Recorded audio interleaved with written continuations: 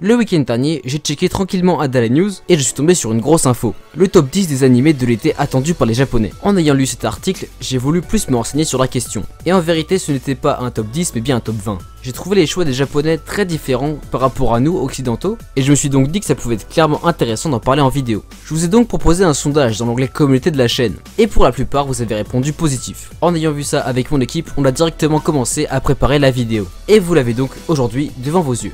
Donc yo les gars, c'est le cas du bâton d'animation et aujourd'hui on va parler des 20 animés les plus attendus de l'été selon nos confrères japonais. Si tu aimes ce genre de top, lâche un pouce bleu, ça me ferait ultra plaisir. Et pense aussi à aller sur Utip pour que je puisse payer un peu plus à Iron. Le concours de la semaine dernière n'est toujours pas terminé, mais ça ne sert à rien de participer 2 fois. Après si t'arrives à gruger, pourquoi pas. Et ça, c'est à toi de voir. Et enfin, pense à commenter ta réaction face à ce classement très étrange. Et on peut donc y aller avec la vidéo.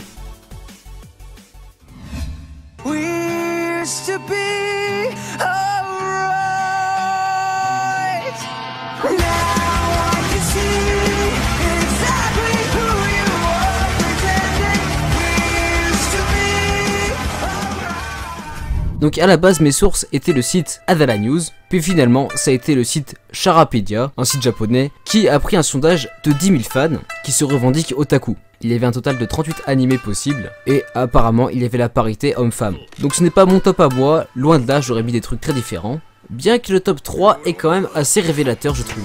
Donc si tu es en désaccord avec moi, ce n'est pas ma faute et va donc t'embrouiller avec les japonais qui sont un peu nos exemples, on peut dire ça. Du moins on rêve tous d'habiter là-bas et c'est intéressant d'avoir leur point de vue au niveau des futurs animés. Allez, on est donc parti pour 20 animés, pose-toi tranquillement, c'est parti.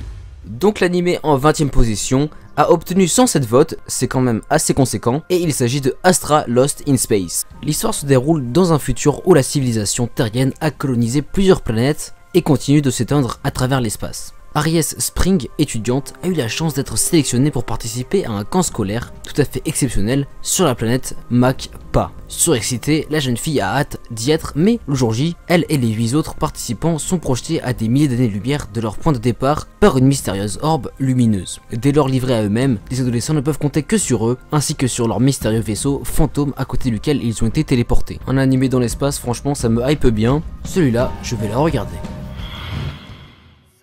C'est ultra étonnant, il est seulement 19ème avec 123 votes, il s'agit de Dr Stone. C'est l'animé clairement le plus attendu en France pour cette saison, et pour ceux qui ne le connaisseraient toujours pas, je vous partage un micro synopsis pour que ça aille assez vite. Un jour, une lumière éclaira la Terre et changea tous les humains en pierre. Ainsi, l'humanité fut éteinte. Mais plusieurs millénaires plus tard, Taiju parvient à s'échapper de son enveloppe de pierre pour découvrir un monde dans lequel la nature a repris ses droits. Avec son ami Senku, il décide de tout essayer pour faire renaître l'humanité de ses cendres et survivre. Clairement, je pense que si au Japon il a été si peu voté, c'est qu'ils sont à jour dans le manga et que par conséquent, ils préfèrent découvrir de nouvelles choses et pas forcément une adaptation d'une œuvre culte chez eux. C'est la théorie la plus possible parce que clairement, moi j'ai qu'une envie, c'est de découvrir Dr Stone. En 18ème position, avec 124 votes, il y a If it's for my daughter, I'd even defeat a Diamond Lord. Franchement, ça a l'air sympathique et voici un petit synopsis. Dale est un aventurier cool qui a réussi à gagner sa réputation malgré son jeune âge. Un jour, alors qu'il s'engage dans une forêt, il rencontre une petite démone aux portes de la mort. Incapable de la laisser comme ça, il la ramène chez lui pour en prendre soin et devient en quelque sorte son père adoptif. Malgré sa nature démoniaque, la petite Latina, on parle pas de la même chose hein, bien sûr, c'est son prénom, est adorable et remplie de joie la nouvelle vie de Dale. Mais elle pourrait bien cacher un secret. Que faisait-elle perdue dans la forêt à l'agonie et pourquoi porte-t-elle la marque d'un criminel? Franchement ça a l'air bien sympa, ça va mêler à la fois le côté mignon, paternel et de l'aventure bien stylée je pense. Ça clairement je vais guetter du coin de l'œil. Alors là, véritable choc, Vinland Saga, seulement 17ème avec 137 votes. Alors après ça peut se comprendre, effectivement ça fait longtemps que c'est sorti au Japon, même en France d'ailleurs il y a plus de 20-30 tomes je crois. Donc ils connaissent déjà très bien, à mon avis ils ne sont pas hype plus que ça par l'animé. Mais du coup voici un petit synopsis que je vous partage pour ceux qui ne connaisseraient pas. Thorfinn est le fils d'un des plus grands guerriers des Vikings. Mais quand son père est tué au combat par le chef mercenaire Askeladd, il jure de se venger. Thorfinn rejoint alors le groupe d'Askeladd pour le défier en duel. Cependant il se retrouve pris au milieu d'une guerre pour la couronne d'Angleterre. Franchement ça a l'air bien stylé, bien badass, bien sanglant. Bref, un bon animé comme on les aime. À la 16ème place, on retrouve Will You Please Like Hentai If It's Cute, ce qui donne en français pourrais-tu tomber amoureux d'un pervers si il est mignon. Après avoir nettoyé la salle du club de calligraphie, Keiki trouve une lettre d'amour qui lui est adressée sur le bureau. Étant chien, il l'ouvre et y trouve une culotte. C'est son seul indice pour en retrouver l'auteur. Il réduit donc son cercle de recherche aux filles qui l'ont aidé à faire le ménage, persuadé que cela vient de l'une d'elles. Bon, clairement c'est un ecchi harem pour les pervers. Si tu kiffes ce genre, ben tant mieux pour toi, mais moi clairement je compte pas le regarder. Avec 159 votes, en 15e position, on retrouve Hari Fureta. Hajime Nagumo est un étudiant ordinaire sans ambition et à cause de son manque d'entrain, il est surnommé l'incompétent par ses camarades de classe. Sa classe est invoquée pour sauver un pays d'une destruction inévitable. Tous les élèves de cette classe ont été bénis de caractéristiques et de compétences uniques, sauf évidemment Hajime. Il a récupéré des compétences éclatées au sol et une profession de synergist qui est une classe d'artisan. Étant le plus faible du groupe, il tombe dans l'abîme d'un donjon qu'il explorait avec ses camarades. Un isekai avec plusieurs personnages qui viennent d'un autre monde, ça peut être intéressant, en espérant que ça reste original comme ça pendant tout l'anime. C'est dispo sur Wakanim et franchement, visuellement en tout cas, ça a l'air très beau. En 14e position, avec 161 votes, on retrouve To the Abandoned Sacred Beast. Durant une guerre civile, le nord et le sud s'affrontent. Les habitants du nord, plus nombreux, ont utilisé la magie noire pour créer des super soldats monstrueux nommés divins. Bien que leur terre ait été sauvée, certains ont commencé à craindre ces bêtes sacrées. Elles sont ainsi traquées car tôt ou tard, ils perdent la raison et deviennent une menace. Nancy Charlotte Bancroft, la fille d'un de ces divins, se lance à la recherche de la personne ayant tué son père, Hank, un chasseur de bêtes. Après l'avoir retrouvé, Charlotte va faire la découverte de dures vérités à propos de ces divins. Mais quelle vérité se cache derrière l'existence de ces bêtes sacrées? Ça a l'air assez spécial, bien hardcore aussi je pense, et je pense que ça peut se regarder. Après voilà, c'est le genre d'animé, je trouve ça cool en synopsis et puis finalement je regarde pas vraiment, donc à voir.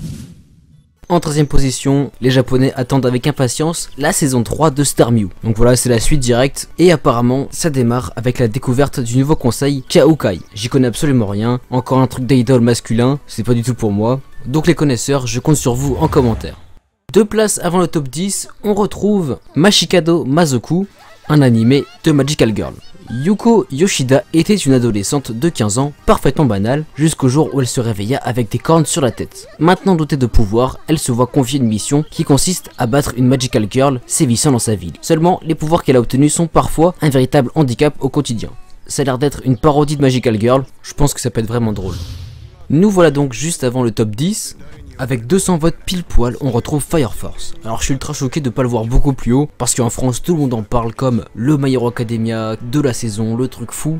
Et là bah, les japonais ils sont pas plus hype que ça. Du coup je vais quand même te partager un synopsis, parce que moi je suis ultra motivé par cet animé. J'avais lu le tome 1, et clairement en animé je pense que ça va être fascinant. L'humanité est terrifiée par le phénomène de combustion humaine. Des brigades spéciales Fire Force ont donc été mises en place, avec pour mission de trouver la cause de ces mystérieux phénomènes. Le jeune Shinra, nouvelle recrue, surnommé le démon, rêve de devenir un héros. Mais le chemin sera long, et il devra avec ses camarades apprendre à affronter quotidiennement des torches humaines. Bon clairement rien que de savoir que c'est fait par le même mec qui a fait Soul Eater, ça me donne envie de le regarder et je sens que ça va être vraiment très cool.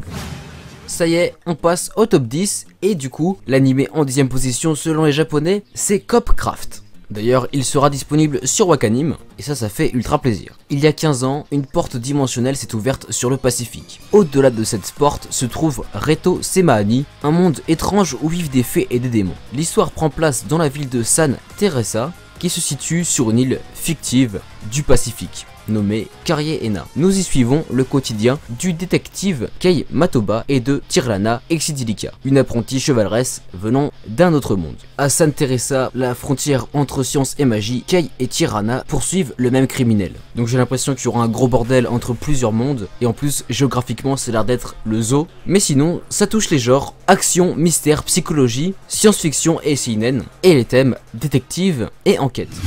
Alors là je suis ultra choqué parce que cet animé on n'en entend jamais parler, voire très peu. L'animé en 9ème position est Senki Setsu Symphogear 15. Enfin un chiffre romain c'est 15 mais d'après le titre alternatif c'est 5. Donc évidemment c'est la 5ème saison de la saga Senki Setsu Symphogear et j'en connais pas grand chose. Naughty Dog ne donne aucun vrai synopsis. Du coup voilà, je ne sais pas trop comment faire, je vous laisse ça comme ça. Dans tous les cas je pense que les gens qui vont la regarder sont très informés à ce sujet et connaissent l'histoire. Et ceux qui veulent démarrer, ben bon courage parce que vous avez encore 4 saisons à regarder avant de pouvoir vous y mettre sérieusement.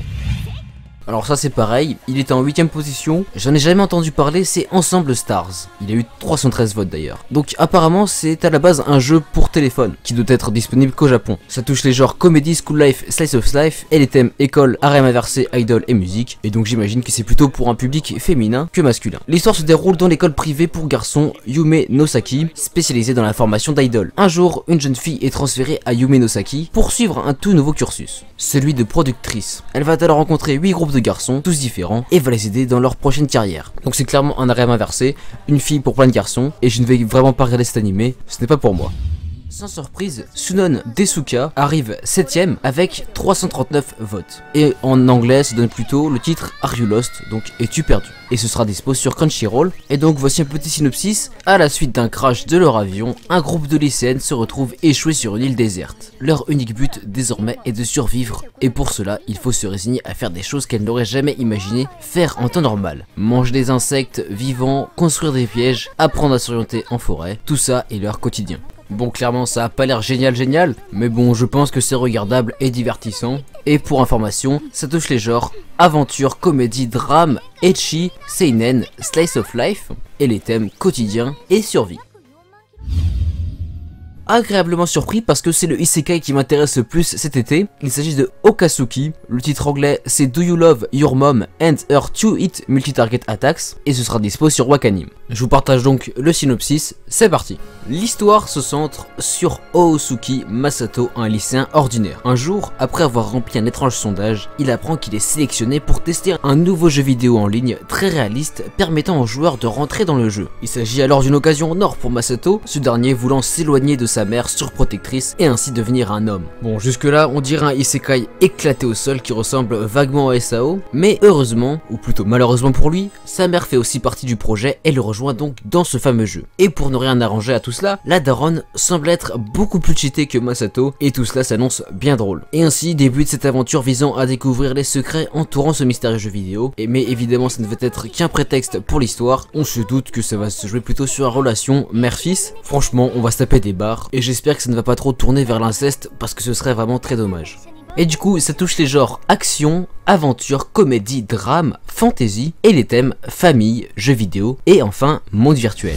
En 5ème position, on a Given avec 414 votes. C'est un animé de musique qui a l'air vachement sympa et je vais donc vous partager un petit synopsis que j'ai récupéré sur Manga News. Uenoyama, lycéen fan de guitare et de basket, semble passer son temps à taper des siestes. Il a perdu toute sa passion pour la guitare. Un jour, il rencontre Mafuyu, qui s'est endormi à l'un de ses endroits favoris avec une superbe guitare Gibson serrée contre lui. Mafuyu supplie donc Uenoyama de la réparer et de lui apprendre à en jouer. Si Uenoyama refuse au début, il finit par l'aider et va même jusqu'à l'intégrer dans son groupe. Finalement, il découvre derrière la candeur de Mafuyu un talent incroyable et bouleversant. Malheureusement, ce dernier est également hanté par un lourd traumatisme qui l'empêche de s'exprimer pleinement. Vous l'avez vu, ça a l'air assez mystérieux et surtout ultra cool. Ça touche les genres comédie, drame, romance, shonen ai, slice of life et les thèmes musique et quotidien. Alors là, si je ne m'y attendais pas, je trouve ça carrément logique et je pensais qu'il aurait même été plus haut. La saison 2 de Danmachi est arrivée 4ème avec 441 votes. J'ai pas besoin de trop détailler Danmachi, vous connaissez tous très bien. Sur la chaîne, c'est un peu la série culte avec SAO. Donc voilà, c'est carrément normal. Vous avez plein de vidéos qui en parlent à l'écran si vous voulez plus de précision. Et ce sera dispo sur Wakanim. Et j'ai ultra hâte que la saison 2 commence. Pareil, là ça ne m'étonne pas du tout des japonais. La saga des Toharu aura le droit à une nouvelle série, Toharu Kakaku no Accelerator. Cette série est le 3ème animé le plus attendu des japonais et il a obtenu 527 votes. Donc attention à toi, si tu ne connais rien à la série des Toharu, tu risques d'être complètement largué. Les espers de la cité académique sont classés en 6 niveaux différents. Le niveau 0 regroupant les plus faibles et le niveau 5 les plus forts. Sur plusieurs millions d'espers résidant à la cité académique, seulement 7 ont atteint ce niveau 5. Parmi eux, le plus fort de tous s'appelle Accelerator. Donc les espers, ce sont des mecs avec des super pouvoirs. Toharu Kekaku no Accelerator suit donc l'histoire du plus fort des espers, après avoir protégé Last Order au prix d'une grande partie de sa puissance. En récupérant de ces derniers événements, Accelerator a mené une vie relativement calme jusqu'à ce qu'il sauve la vie d'Estelle Rosenthal, une mystérieuse fille possédant une photo de Last Order. Malheureusement, Accelerator se retrouve maintenant plongé dans un nouveau conflit lié à une organisation sinistre appelé Disciplinary Action, qui envisage d'utiliser l'Astarder pour une mission dangereuse. Maintenant qu'ils sont à la recherche de la jeune fille, il appartient au plus puissant Esper et à son nouveau compagnon de protéger l'Astarder ainsi que la cité académique. A mon avis, tu ne comprends pas grand chose si tu n'as jamais regardé Toharu. En tout cas pour moi tout cela fait sens et j'ai super hâte que ça commence, ça va juste être trop bien. Cette saga a un véritable succès au Japon et donc qu'ils soient en 3ème position c'est carrément normal, et en plus ce sera basé sur 2 personnages ultra appréciés, l'Astarder et Accelerator. À la seconde place du podium, on retrouve Lord L. Emoil Q Sei no Shikenbo avec 590 votes. Le titre dit comme ça te dit pas forcément grand chose, mais en gros sache que c'est une nouvelle série Fate, et qui dit Fate dit gros succès pour les fans. Bon, comme les synopsis d'un peu partout étaient un peu bancales, et que faire un synopsis d'un animé qu'on n'a pas vu parce qu'il n'est pas encore sorti c'est pas simple, j'ai repris l'intrigue donnée par Wikipédia, et franchement elle est pas dégueulasse du tout. Donc ça se déroule 10 ans après les événements de Fate Zero et 2 mois avant ceux de Fate Stay Night. L'histoire suit principalement le personnage de Lord Elmoy Chu, anciennement connu sous le nom de Waver Velvet, successeur de Kaynet et ancien master de la dernière guerre du Saint Graal, qui est maintenant professeur dans les rangs de l'association des mages. Durant ses années de professeur à la tour de l'horloge, il agit à titre provisoire comme chef de la famille Elmoil, jusqu'à ce qu'un successeur approprié puisse prendre la relève. Mais quand d'étranges mystères impliquant la magie ont lieu autour de Londres, il fait équipe avec son apprenti, Grey, afin de résoudre de nombreux mystères qui les entourent et surtout la mystérieuse organisation avec laquelle il travaille. C'est assez mystérieux, plein d'enquêtes, ça a l'air ultra cool, une vision un peu différente de Fate, moins concentrée sur la guerre mais plus sur l'académie des mages. Non franchement, ça s'annonce très lourd. L'épisode 0 est déjà dispo sur Wakanim et la suite sortira également sur la plateforme. Et cela touche les genres action, aventure, drame, fantasy, mystère, surnaturel et les thèmes magie et mythologie. On arrive donc au numéro 1, je suis ultra content parce que j'adore cette série, mais chez nous français elle n'est pas ultra populaire. Il s'agit de la saison 2 de Karakai Juzo no Takagi-san, qui a obtenu 665 votes. C'est la suite de la saison 1 évidemment, et apparemment nos confrères japonais sont ultra hypés, tout comme moi d'ailleurs. Comme c'est ce qu'on appelle un gag manga, je n'ai pas vraiment de synopsis à te partager pour cette suite, je vais donc vous partager celui de la saison 1, tu verras ça ne change pas énormément. L'histoire nous entraîne dans le quotidien de 2 élèves nommés Takagi et Nishikata. Takagi passe ses journées à embêter le pauvre Nishikata. Pour essayer de regagner sa fierté, Nishikata va tenter jour après jour de mettre dans l'embarras Takagi. Malheureusement, il n'y arrive à aucun moment dans la saison 1, il est toujours à un petit cheveu d'y parvenir, et j'espère de tout cœur qu'il y parviendra dans cette suite. Cela touche les genres comédie, romance, school life, slice of life, et les thèmes école, quotidien. Bon voilà, la grosse vidéo du début des vacances est enfin sortie. Vous allez voir, le rythme va augmenter dès que j'aurai fini mon oral de français. Et donc tout cela sera bénéfique pour la chaîne. Vous avez vu, des fois il y avait des trailers que je n'ai pas pu mettre en vidéo à cause des droits d'auteur. Du coup j'ai mis seulement des screenshots réalisés par Iron. Encore merci d'avoir vu la vidéo. On se retrouve très bientôt pour une nouvelle. C'était le cas du bâton d'animation. Bye tout le monde.